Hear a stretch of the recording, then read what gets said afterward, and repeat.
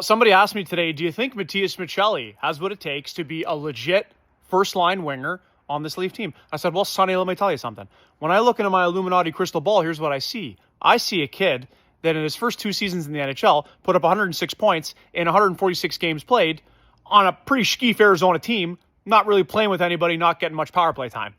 I see a kid that in his rookie year finished 4th in Calder voting and very likely would have been a Calder finalist had he not gotten hurt and missed about a month of the season. Matty Beniers won the Calder that year in 2023. MACCELLI, who sounds like he's from Woodbridge, but he's not, actually had a higher points per game average than Matty Beniers did that year he won the Calder. Okay, I was watching this kid's YouTube highlights the other day. I tell you, he's got some sneaky good skill, really, really nice vision. He's just a pure playmaker in every sense of the word. Someone told me that he kind of plays like Alex Tanguay. Poor man's Alex Tanguay, who's one of the most underrated guys of all time. We'll take that. Sounds great.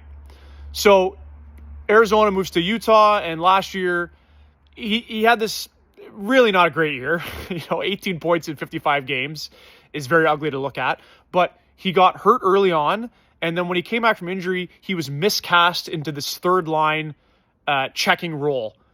This third line defensive role, which is totally not his game. He fell out of favor with the coaching staff. They weren't playing him properly. And Utah had too many wingers. They had too many wingers. That's why they traded him. They had too many wingers. And supposedly, it's been reported now that MACCELLI went to his agent before he was traded to Toronto and said, I want to play for the Leafs. Wow. How about that? Some people actually like the spotlight and want to be here. Move over, Mitch Marner, because there's a new playmaking MM in town. I'm not saying MACCELLI's going to put up 100 points like Marner did, but if he's given the first line minutes, I think he'll put up 60, 65 plus. I think him and Poppy are going to click right away. Him and Poppy do have a bit of a history together, training in Arizona in the offseason, so they're familiar with each other. They've also supposedly spent some time riding tandem bikes together during golden hour in Arizona in the offseason. Speaking of Arizona, don't forget, big reason why the Leafs went out and got this kid is because Shane Doan, who's now Tree Living's assistant, was like, hey, you can get this kid for a 3rd-round pick? Yeah, go out and do that.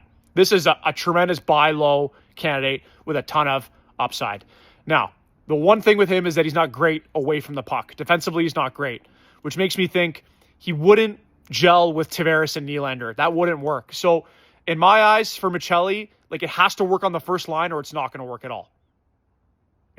So we'll see. I think he's going to have a really big year. And so will the Leafs. Guys, drop a comment there. Thanks for watching. And go Leafs, go.